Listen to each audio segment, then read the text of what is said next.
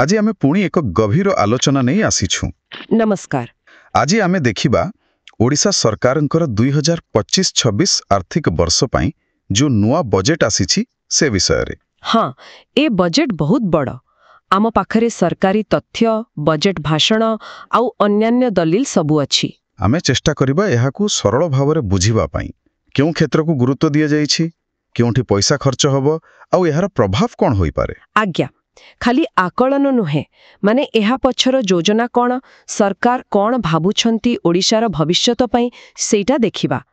एते बड़ बजेट तो सबु तो कहिबनी, किंतु मुख्य जिंस गुडी को ऊपरे आलोचना करिबा। ठीक कथा लागुछि जेमती एही बजेट समृद्ध ओडिशा 2036 रो गोटे रोड मैप भଳି। तेबे आरंभ करिबा ओडिशार मूल द्वार माने कृषि और चाषी भाई मानक कथा। एठी सबुठु बड़ खबर कोन अछि? देखंतु, सबुठु चर्चित विषय हेउछि समृद्ध कृषक योजना।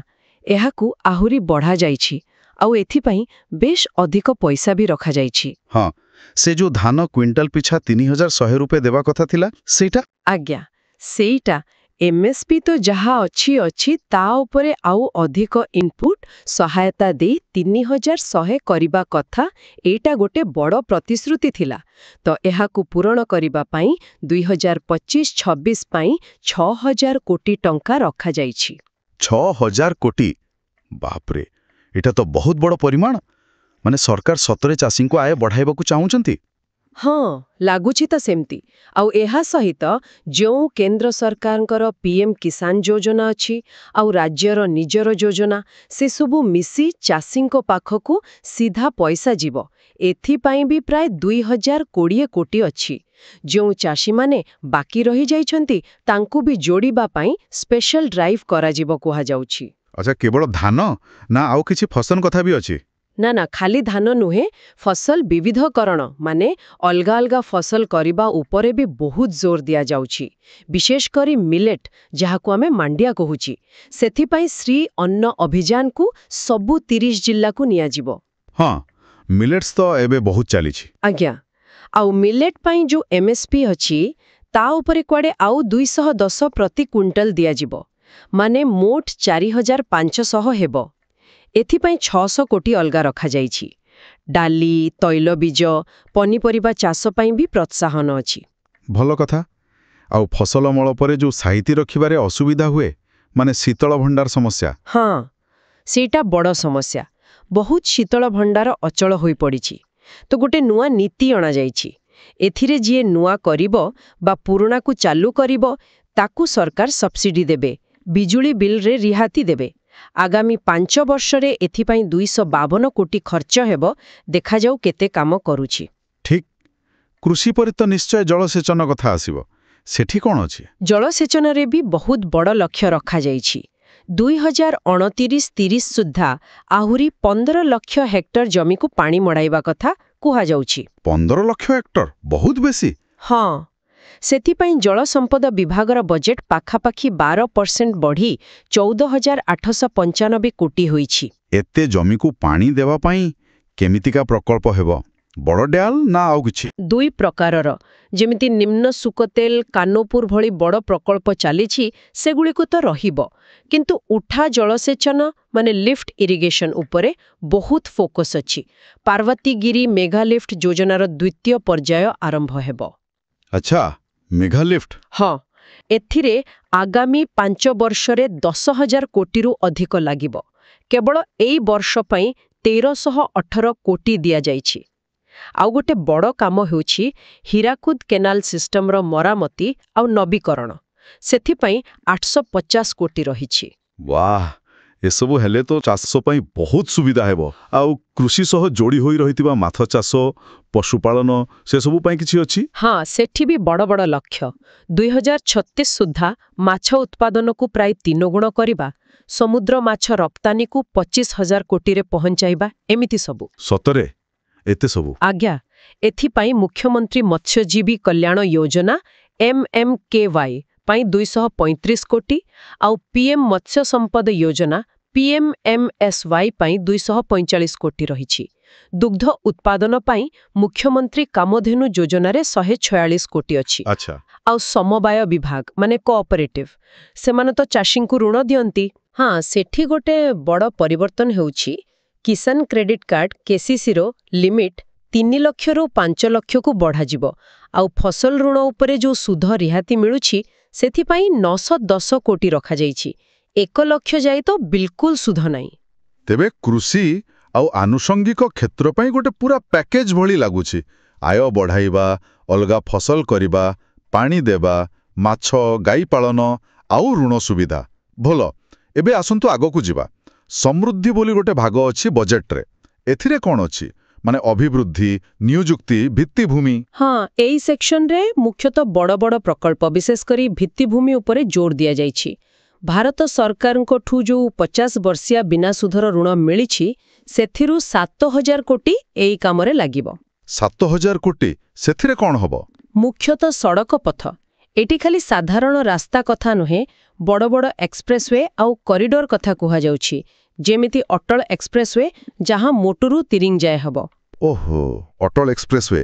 ହଁ, ତାଛଡ଼ା ଝାରସୁଗୁଡ଼ାର ବାଲେଶ୍ୱର, ନୂଆପଡ଼ାର ଅସ୍ତରଙ୍ଗ, ବ୍ରହ୍ମପୁରରୁ ଜୟପୁର ଏମିତି ଅନେକ ନୂଆ କରିଡର ପାଇଁ ଯୋଜନା ଅଛି। ସଡ଼କ ବିକାଶ କାର୍ଯ୍ୟକ୍ରମ ଆରଡିପି ପାଇଁ ହିଁ 6,502 କୋଟି ରଖାଯାଇଛି। ଲକ୍ଷ୍ୟ ହେଉଛି 2030 ସୁଦ୍ଧା 75,000 କିଲୋମିଟର ବିଶ୍ୱସ୍ତରୀୟ ସଡ଼କ। 75,000 କିଲୋମିଟର?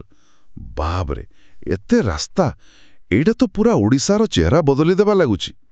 ଏହାକୁ ଠିକ୍ ଭାବରେ କରିବା ପାଇଁ କିଛି ସ୍ୱତନ୍ତ୍ର ବ୍ୟବସ୍ଥା ଅଛି କି? ଆଜ୍ଞା, ସେୟା ବି ଚିନ୍ତା କରାଯାଇଛି। ଯେମିତି କେନ୍ଦ୍ରରେ NHAI ଅଛି, ସେମିତି ଓଡ଼ିଶାରେ ଓଡ଼ିଶା ରାଜପଥ ପ୍ରାଧିକରଣ ଗଠନ କରାଯିବ। ଏହା ଏକ ଭଲ ପଦକ୍ଷେପ। ହଁ, ଏମିତି ଗୋଟେ ସଂସ୍ଥା ଦରକାର। ଆଚ୍ଛା, ରାସ୍ତାଘାଟ କଥା ତ ହେଲା। ସହରଗୁଡ଼ିକ ପାଇଁ କ'ଣ ଅଛି? ସହରୀକରଣ? ହଁ, ସହରୀକରଣ ଉପରେ ବି ନଜର ଅଛି। ଭୁବନେଶ୍ୱର, କଟକ, ପୁରୀ, ପାରାଦୀପକୁ ମିଶାଇ ଗୋଟେ ବଡ଼ ମେଟ୍ରୋପଲିଟନ ଅଞ୍ଚଳ କରିବାକୁ ଯୋଜନା ଚାଲିଛି। ଭୁବନେଶ୍ୱର ପାଖରେ ଗୋଟେ ପୁରା ନୂଆ ସହର ବସାଇବା ପାଇଁ 200 କୋଟି ଦିଆଯାଇଛି। ଆଉ ସମୃଦ୍ଧ ସହର ଯୋଜନା ପାଇଁ 408 କୋଟି। ନୂଆ ସହର? ଆଉ ସହର ଭିତରେ ଯିବା ଆସିବା ପାଇଁ ବସ୍ ସେବା? ହଁ, ମୁଖ୍ୟମନ୍ତ୍ରୀ ବସ୍ ସେବା ପାଇଁ 10,085 କୋଟି ଅଛି। ଆଉ ଅଟଳ ବସ୍ଷ୍ଟାଣ୍ଡ ଯୋଜନାରେ 133ଟି ନୂଆ ବସ୍ଷ୍ଟାଣ୍ଡ ହେବ। ସେଥିପାଇଁ 1266 କୋଟି ରହିଛି। ଏପରିକି ମହିଳାମାନଙ୍କ ପାଇଁ ସ୍ୱତନ୍ତ୍ର ବସ୍ ଚାଲିବ, ଯେଉଁଥିରେ ସବୁ କର୍ମଚାରୀ ମହିଳା ହେବେ। ବଢ଼ିଆ କଥା। ଏସବୁ ତ ସଡ଼କ ପଥ। ଆଉ ବନ୍ଦର, ରେଳ, ବିମାନ ଚଳାଚଳ? ସବୁଥିରେ କିଛି ନା କିଛି ଅଛି। ପାରାଦୀପରେ ନୂଆ ଏୟାରପୋର୍ଟ, ରେଳବାଇ ପାଇଁ ରାଜ୍ୟ ସରକାରଙ୍କ ପାଖରୁ ବି ପାଖାପାଖି 10,600 କୋଟି ବ୍ୟୟବରାଦ କଥା କୁହାଯାଉଛି। ତା ସହିତ ନୂଆ ବନ୍ଦର ପାଇଁ ବି ଯୋଜନା। ଏସବୁ ମିଶି ମେକ୍ ଇନ୍ ଓଡ଼ିଶାକୁ ଆହୁରି ଆଗକୁ ନେବ। ହଁ, ଭିତ୍ତିଭୂମି ଠିକ୍ ହେଲେ ତ ଶିଳ୍ପ ଆସିବ। ମେକ୍ ଇନ୍ ଓଡ଼ିଶା କନକ୍ଲେଭରେ ତ ବହୁତ ନିବେଶ ପ୍ରସ୍ତାବ ଆସିଥିଲା ନା? ଆଜ୍ଞା, ପାଖାପାଖି 16,773 ଲକ୍ଷ କୋଟିର ପ୍ରସ୍ତାବ। ତ ସେସବୁକୁ ବାସ୍ତବ ରୂପ ଦେବା ପାଇଁ ଏହି ଭିତ୍ତିଭୂମି ଜରୁରୀ। ଶିଳ୍ପ ପାଇଁ ଜମି ଯୋଗାଇବାକୁ ଲ୍ୟାଣ୍ଡ ବ୍ୟାଙ୍କ, ଶିଳ୍ପାଞ୍ଚଳ ପାଖରେ SEZ, ଶ୍ରମିକମାନଙ୍କ ପାଇଁ ହଷ୍ଟେଲ, ମଲ୍ଟିମୋଡାଲ ଲଜିଷ୍ଟିକ୍ ପାର୍କ ଏସବୁ ପାଇଁ ବଜେଟରେ ବ୍ୟବସ୍ଥା ରହିଛି। ଛୋଟ ଛୋଟ ଶିଳ୍ପ ମାନେ MSME ଆଉ ଷ୍ଟାର୍ଟଅପ୍ ପାଇଁ କ'ଣ ଅଛି? ସେମାନଙ୍କ ପାଇଁ ବି ଭାବିଛନ୍ତି। ଷ୍ଟାର୍ଟଅପ୍ ପଲିସିରେ 60 କୋଟି ଅଛି। ଗୋଟେ ନୂଆ ଯୋଜନା ଅଛି CM SRIM। ସେଥିରେ MSME ଗୁଡ଼ିକର ଋଣ ଉପରେ ସୁଧ ବୋଝ କମ୍ କରିବା ପାଇଁ 30 କୋଟି ରଖାଯାଇଛି। ଆଉ ଆମର ଯୋଉ ପାରମ୍ପରିକ ଶିଳ୍ପ ଅଛି, ହସ୍ତଶିଳ୍ପ, ସେଗୁଡ଼ିକୁ ବି ଭୁଲି ନାହାନ୍ତି। ହସ୍ତତନ୍ତ୍ର ପାଇଁ POHI ଯୋଜନାରେ 122 କୋଟି ଆଉ ହସ୍ତଶିଳ୍ପ ପାଇଁ 52 କୋଟି ରହିଛି। ତ ଗୋଟେ ପ୍ରକାର ଦେଖିଲେ ପରମ୍ପରା ସହ ଆଧୁନିକତାର ମିଶ୍ରଣ କରାଯାଇଛି। ଠିକ୍ କହିଲେ। ଏହି ସନ୍ତୁଳନ ବହୁତ ଜରୁରୀ। ଏବେ ଟିକେ ଲୋକଙ୍କ କଥା କହିବା। ସ୍ୱାସ୍ଥ୍ୟ, ଶିକ୍ଷା, ଦକ୍ଷତା ବିକାଶ, ସାମାଜିକ ସୁରକ୍ଷା ଏସବୁ ପାଇଁ କ'ଣ ବ୍ୟବସ୍ଥା? ହଁ, ଏସବୁ କ୍ଷେତ୍ରରେ ବି ବହୁତ ଗୁରୁତ୍ୱ ଦିଆଯାଇଛି। ସ୍ୱାସ୍ଥ୍ୟ କ୍ଷେତ୍ରରେ ଦେଖନ୍ତୁ, ଆୟୁଷ୍ମାନ ଭାରତ ସହିତ ରାଜ୍ୟର ଗୋପବନ୍ଧୁ ଯୋଜନାକୁ ମିଶାଇ ଦିଆଯାଇଛି। ହଁ, ଏଇଟା ଗୋଟେ ବଡ଼ କଥା। ଶୁଣିଲି ପ୍ୟାନେଲଭୁକ୍ତ ହସ୍ପିଟାଲ ସଂଖ୍ୟା ବହୁତ ବଢ଼ିଯିବ। ଆଜ୍ଞା, 900ରୁ ସିଧା 29,000କୁ ବଢ଼ିବା କଥା କୁହାଯାଉଛି। ଆଉ ଏଇ ପୂରା ଯୋଜନା ପାଇଁ ପ୍ରାୟ 4,489 କୋଟି ରଖାଯାଇଛି। ଯଦି ଏଇଟା ଠିକ୍ ଭାବରେ କାମ କଲା, ତେବେ ସାଧାରଣ ଲୋକଙ୍କର ଚିକିତ୍ସା ଖର୍ଚ୍ଚ ବହୁତ କମିଯିବ। ଆଶା କରିବେ ସେମିତି ହଉ। ଏହାଛଡ଼ା ଆଉ କ'ଣ ଅଛି ସ୍ୱାସ୍ଥ୍ୟରେ? ଜାତୀୟ ସ୍ୱାସ୍ଥ୍ୟ ମିଶନ ପାଇଁ 2,091 କୋଟି, ମୁଖ୍ୟମନ୍ତ୍ରୀ ସ୍ୱାସ୍ଥ୍ୟ ସେବା ମିଶନ ଆଉ ଆମ ହସ୍ପିଟାଲ ପାଇଁ ମିଶିକି 4,000 କୋଟିରୁ ଅଧିକ ଅଛି। ଆମର ଯୋଉ ନିରାମୟ ଯୋଜନା ଅଛି ମାଗଣା ଔଷଧ ପାଇଁ, ସେଥିରେ 1,140 କୋଟି, ଆଉ ନିଦାନ ମାନେ ମାଗଣା ଟେଷ୍ଟ ଆଉ ଡାଇଲିସିସ୍ ପାଇଁ 229 କୋଟି। ବହୁତ ସାରା ଯୋଜନା। ଏବେ ଶିକ୍ଷା କଥା କୁହନ୍ତୁ। ଶୁଣିଲି ଶିକ୍ଷାରେ ସବୁଠୁ ବେଶୀ ପଇସା ଦିଆଯାଇଛି। ହଁ, ଏକଦମ ଠିକ୍। ସ୍କୁଲ ଓ ଗଣଶିକ୍ଷା ଏବଂ ଉଚ୍ଚଶିକ୍ଷା ମିଶାଇ ପ୍ରାୟ 31,000 କୋଟି। ଏଇଟା ଗତ ବର୍ଷଠୁ 18% ଅଧିକ। ଏତେ ପଇସା କୋଉଠି ଲାଗିବ? ମୁଖ୍ୟତଃ ତ ନୂଆ ଶିକ୍ଷା ନୀତି NEP 2020କୁ ଲାଗୁ କରିବା ପାଇଁ। ତାପରେ ପ୍ରାଇମାରୀ ସ୍କୁଲଗୁଡ଼ିକୁ ଭଲ କରିବା ପାଇଁ ଗୋଟେ ଯୋଜନା ଅଛି, ଗୋଦାବରୀଶ ମିଶ୍ର ଆଦର୍ଶ ପ୍ରାଥମିକ ବିଦ୍ୟାଳୟ। ସେଥିରେ ପ୍ରାୟ 7,000 ସ୍କୁଲ ପାଇଁ 2,960 କୋଟି ରଖାଯାଇଛି। ଆଚ୍ଛା।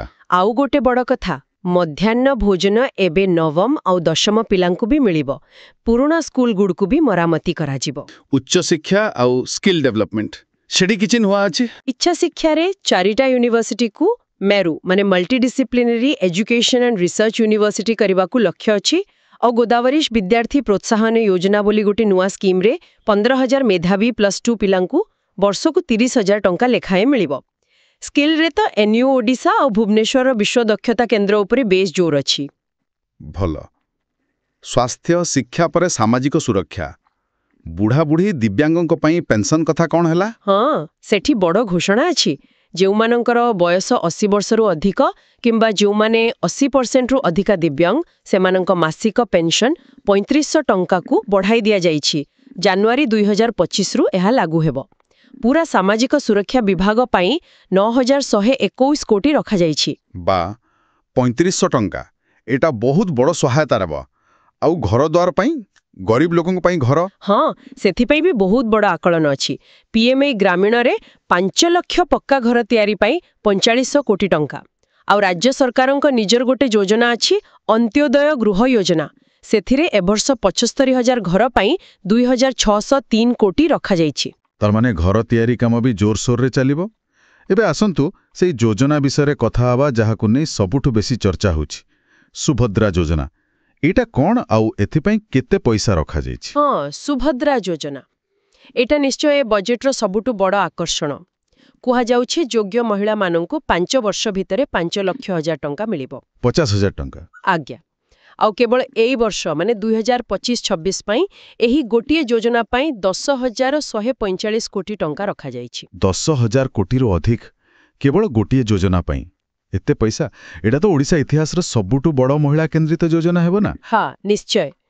ଶୁଣିବାକୁ ମିଳୁଛି ଯେ ପ୍ରାୟ 1 କୋଟିରୁ ଅଧିକ ମହିଳା ଆବେଦନ କରିସାରିଲେଣି। ଆଉ 99 ଲକ୍ଷରୁ ଅଧିକଙ୍କୁ ପ୍ରଥମ କିସ୍ତି ମିଳି ବି ସାରିଲାଣି। ତ ଏହାର ପରିସର କେତେ ବଡ଼ ସେଇଠୁ ଜଣାପଡ଼ୁଛି। ଏହାର ପ୍ରଭାବ କ'ଣ ହୋଇପାରେ ସମାଜ ଉପରେ, ଅର୍ଥନୀତି ଉପରେ? ଦେଖନ୍ତୁ, ପ୍ରଭାବ ତ ଅନେକ ପ୍ରକାର ହୋଇପାରେ। ମହିଳାଙ୍କ ହାତକୁ ସିଧା ପଇସା ଗଲେ ତାଙ୍କର ଆର୍ଥିକ ସ୍ୱାଧୀନତା ବଢ଼ିବ, ପରିବାରରେ ତାଙ୍କ କଥାର ଗୁରୁତ୍ୱ ବଢ଼ିପାରେ, ଆଉ ଲୋକଙ୍କ ହାତରେ ପଇସା ଆସିଲେ ସ୍ଥାନୀୟ ବଜାରରେ ଚାହିଦା ବି ବଢ଼ିବ। କିନ୍ତୁ ଏତେ ବଡ଼ ଯୋଜନାକୁ ଠିକ୍ ଭାବେ ଲାଗୁ କରିବାଟା ଗୋଟେ ବଡ଼ ଚ୍ୟାଲେଞ୍ଜ। ଯୋଗ୍ୟ ଲୋକ ବାଛିବା, ଠିକ୍ ସମୟରେ ପଇସା ପହଞ୍ଚାଇବା, ଏସବୁ ଯଦି ଠିକ୍ ନ ହୁଏ ତେବେ ଅସୁବିଧା ହୋଇପାରେ। ହଁ, ସେଇଟା ତ ଅଛି। ଆଉ ମିଶନ ଶକ୍ତି, ମହିଳା ସ୍ୱୟଂ ସହାୟକ ଗୋଷ୍ଠୀ ପାଇଁ? ହଁ, ମିଶନ ଶକ୍ତି ବିଭାଗର ବଜେଟ୍ ବି ବଢ଼ି 2,775 କୋଟି ହୋଇଛି। ଲକ୍ଷ୍ୟ ହେଉଛି ମହିଳାମାନଙ୍କୁ ଲଖପତି ଦିଦି କରିବା। ତ ଗୋଟେ ପଟେ ସୁଭଦ୍ରା ଯୋଜନାରେ ସିଧା ଆର୍ଥିକ ସହାୟତା ଆଉ ଅନ୍ୟପଟେ ମିଶନ ଶକ୍ତି ଜରିଆରେ ଜୀବିକା, ଦୁଇଟା ମିଶିଲେ ମହିଳାଙ୍କ ଅବସ୍ଥାରେ ଉନ୍ନତି ଆସିପାରେ। ଠିକ୍। ତେବେ ବଜେଟର ମୁଖ୍ୟ ଫୋକସ୍ ହେଲା କୃଷି, ଭିତ୍ତିଭୂମି, ସ୍ୱାସ୍ଥ୍ୟ, ଶିକ୍ଷା ଆଉ ମହିଳା। ଏହା ବାଦ ଆଉ କିଛି ଗୁରୁତ୍ୱପୂର୍ଣ୍ଣ କଥା ଯେମିତି ଆମ ଭାଷା, ସଂସ୍କୃତି କିମ୍ବା ଭବିଷ୍ୟତର ଟେକ୍ନୋଲୋଜି? ହଁ, ସେ ଦିଗରେ ବି ନଜର ଦିଆଯାଇଛି। ଓଡ଼ିଆ ଅସ୍ମିତା ପାଇଁ ପ୍ରାୟ 482 କୋଟି ରଖାଯାଇଛି। ଏଥିରେ ମୁଖ୍ୟମନ୍ତ୍ରୀ କଳାକାର ସହାୟତା ଯୋଜନା ଅଛି, ଯେଉଁଥିରେ ବୟସ୍କ କଳାକାରଙ୍କୁ ସାହାଯ୍ୟ ମିଳିବ। ତାଛଡ଼ା ପୁରୁଣା କୀର୍ତ୍ତିରାଜିର ସଂରକ୍ଷଣ, ବାଲିଯାତ୍ରା, ଧନୁଯାତ୍ରା ଭଳି ପର୍ବକୁ ପ୍ରୋତ୍ସାହନ, ବକୁଡ଼ବନର ବିକାଶ ଏସବୁ ଅଛି। ଆଉ ଗୋଟେ ଶୁଣିଲି ପଦ୍ମ ପୁରସ୍କାର ପାଇଥିବା ଓଡ଼ିଆଙ୍କ ପାଇଁ କିଛି ସ୍ୱତନ୍ତ୍ର ବ୍ୟବସ୍ଥା। ଆଜ୍ଞା, ଯେଉଁ ଓଡ଼ିଆମାନେ ପଦ୍ମ ପୁରସ୍କାର ପାଇଛନ୍ତି ସେମାନଙ୍କୁ ଜାନୁଆରୀ 2025ରୁ ମାସିକ 30,000 ଟଙ୍କା ସମ୍ମାନ ରାଶି ଦିଆଯିବ। ପ୍ରବାସୀ ଓଡ଼ିଆଙ୍କ ସହ ଯୋଡ଼ି ହେବା ପାଇଁ ଓ ସମ୍ପର୍କ ଯୋଜନା ବି ଅଛି। ବହୁତ ଭଲ। ଏସବୁ ତ ପରମ୍ପରା କଥା ହେଲା। ଆଧୁନିକ ଟେକ୍ନୋଲୋଜି ବିଷୟରେ କ'ଣ ଅଛି? ମାନେ ଏଆଇ, ସେମିକଣ୍ଡକ୍ଟର୍ସ ଏସବୁ। ଏଠି ଓଡ଼ିଶା ଆଗକୁ ଯିବାକୁ ଚାହୁଁଛି ବୋଲି ସ୍ପଷ୍ଟ ଜଣାପଡ଼ୁଛି। ସେମିକଣ୍ଡକ୍ଟର ପାଇଁ ଓଡ଼ିଶା ନିଜର ପଲିସି ଆଣିଛି। ଓ ଚିପ୍ ବୋଲି ଗୋଟେ କାର୍ଯ୍ୟକ୍ରମ ପାଇଁ 20 କୋଟି ରଖାଯାଇଛି। ସେମିତି ଓଡ଼ିଶା ଏଆଇ ମିଶନ ପାଇଁ ବି 20 କୋଟି। ଆଚ୍ଛା, ଏଆଇ ମିଶନ ବି। ହଁ, ତା ସହିତ ବାୟୋଟେକ୍ନୋଲୋଜି, ଆଇଟି ପାଇଁ ନୂଆ ଟେକ୍ ଟାୱାର, ନୂଆ ଡେଟା ସେଣ୍ଟର ଏସବୁ ଉପରେ ବି ଟଙ୍କା ଖର୍ଚ୍ଚ ହେବ। ରାଜ୍ୟ ଚାହୁଁଛି କେବଳ ପୁରୁଣା ଶିଳ୍ପ ନୁହେଁ, ନୂଆ ଯୁଗର ଟେକ୍ନୋଲୋଜିରେ ବି ଆଗରେ ରହିବା ପାଇଁ। ଆଉ ପରିବେଶ, ଜଳବାୟୁ ପରିବର୍ତ୍ତନ, ସବୁଜ ଶକ୍ତି। ସେଠି ବି ଅନେକ କାମ ହେବ। ଘର ଛାତ ଉପରେ ସୋଲାର ପ୍ୟାନେଲ ଲଗାଇବା ପାଇଁ କେନ୍ଦ୍ର ସରକାରଙ୍କ ପିଏମ୍ ସୂର୍ଯ୍ୟଘର ସହିତ ରାଜ୍ୟ ସରକାର ବି ଅଧିକ ସାହାଯ୍ୟ ଦେବେ। ଏଥିପାଇଁ ମୋଟ 890 କୋଟି ରହିଛି। ଇଲେକ୍ଟ୍ରିକ୍ ଗାଡ଼ି? ହଁ, ଇଭି ପଲିସିକୁ ଆଗକୁ ନେବା ପାଇଁ 1600 କୋଟି ଅଛି। ଆଉ ପିଏମ୍ ଇ-ବସ୍ ସେବା ଯୋଜନାରେ 400ଟି ନୂଆ ଇଲେକ୍ଟ୍ରିକ୍ ବସ୍ ଆସିବ। ଜଙ୍ଗଲ ସୁରକ୍ଷା ପାଇଁ କ୍ୟାମ୍ପା ଫଣ୍ଡରେ 1000 କୋଟିରୁ ଅଧିକ। ଏପରିକି ହାତୀ ମଣିଷ ଲଢ଼େଇ କମାଇବା ପାଇଁ ଏଆଇ ଟେକ୍ନୋଲୋଜି ବ୍ୟବହାର କରାଯିବ। ବାଃ, ତେବେ ମୋଟାମୋଟି ଦେଖିଲେ ଏ ବଜେଟଟା ପ୍ରାୟ ସବୁ ଦିଗକୁ ଛୁଇଁବାକୁ ଚେଷ୍ଟା କରିଛି। ଚାଷୀ, ଶିଳ୍ପ, ରାସ୍ତାଘାଟ, ସ୍ୱାସ୍ଥ୍ୟ, ଶିକ୍ଷା, ମହିଳା, ସଂସ୍କୃତି, ଟେକ୍ନୋଲୋଜି, ପରିବେଶ ସବୁ ଅଛି। ନିଶ୍ଚୟ, ଏଇଟା ବହୁତ ବ୍ୟାପକ ଆଉ ମହତ୍ୱାକାଂକ୍ଷୀ ବଜେଟ୍। ସମୃଦ୍ଧ କୃଷକ ଯୋଜନା ଚାଷୀଙ୍କ ପାଇଁ ବଡ଼ ଆଶା। ଅଟଳ ଏକ୍ସପ୍ରେସୱେ ଭଳି ପ୍ରକଳ୍ପ ବିକାଶର ନୂଆ ଦିଗ ଦେଖାଉଛି। ସୁଭଦ୍ରା ଯୋଜନା ମହିଳା ସଶକ୍ତିକରଣ ପାଇଁ ଏକ ବଡ଼ ପଦକ୍ଷେପ। ସ୍ୱାସ୍ଥ୍ୟ ଆଉ ଶିକ୍ଷାରେ ବି ବହୁତ ବଡ଼ ନିବେଶ। ଆଉ ଭବିଷ୍ୟତର ଟେକ୍ନୋଲୋଜି ଯେମିତି ସେମିକଣ୍ଡକ୍ଟର, ଏଆଇ, ସବୁଜ ଶକ୍ତି ଏସବୁରେ ପାଦ ରଖିବା ବି ଗୁରୁତ୍ୱପୂର୍ଣ୍ଣ। ତେବେ ଏତେ ସବୁ ଭଲ କଥା ଭିତରେ ଏତେ ଯୋଜନା, ଏତେ ପଇସା, ଶେଷରେ ଗୋଟେ ବଡ଼ ପ୍ରଶ୍ନ ମନକୁ ଆସୁଛି। ଆଜ୍ଞା, ଆପଣ ଠିକ୍ କହୁଛନ୍ତି। ସବୁଠୁ ବଡ଼ ଆଉ ଗୁରୁତ୍ୱପୂର୍ଣ୍ଣ ପ୍ରଶ୍ନ ହେଉଛି କାର୍ଯ୍ୟକାରିତା। ଏତେ ସବୁ ମହତ୍ୱାକାଂକ୍ଷୀ ଯୋଜନା, ଏତେ ବିପୁଳ ପରିମାଣର ଅର୍ଥ, ଏହାକୁ କେତେ ଭଲ ଭାବରେ, କେତେ ସ୍ୱଚ୍ଛତାର ସହ ଆଉ କେତେ ଶୀଘ୍ର ତଳ ସ୍ତରରେ ଲାଗୁ କରାଯାଇପାରିବ? ହଁ, ସେଇଟା ହିଁ ପ୍ରକୃତ କଥା। ଏହାର ଫାଇଦା କେବଳ କାଗଜ କଲମରେ ରହିବ ନା ସତରେ ଓଡ଼ିଶାର କୋଣ ଅନୁକୋଣରେ, ଗାଁ ଗହଳିରେ, ସବୁ ବର୍ଗର ଲୋକଙ୍କ ପାଖରେ, ବିଶେଷ କରି ଯେଉଁମାନେ ପଛରେ ପଡ଼ିଛନ୍ତି ସେମାନଙ୍କ ପାଖରେ ପହଞ୍ଚି ପାରିବ? ଏଇଟା ହିଁ ହେବ ଏହି ବଜେଟର ଅସଲ ପରୀକ୍ଷା। ଆଗାମୀ ଦିନଗୁଡ଼ିକରେ ସମସ୍ତଙ୍କ ନଜର ଏହା ଉପରେ ହିଁ ରହିବ। ନିଶ୍ଚୟ। ଦେଖାଯାଉ ଏହି ବଜେଟ୍ ଓଡ଼ିଶା ପାଇଁ କେତେ ସମୃଦ୍ଧି ଆଣୁଛି। ଆଜି ପାଇଁ ଏତିକି, ପୁଣି ଦେଖାହବ। ନମସ୍କାର।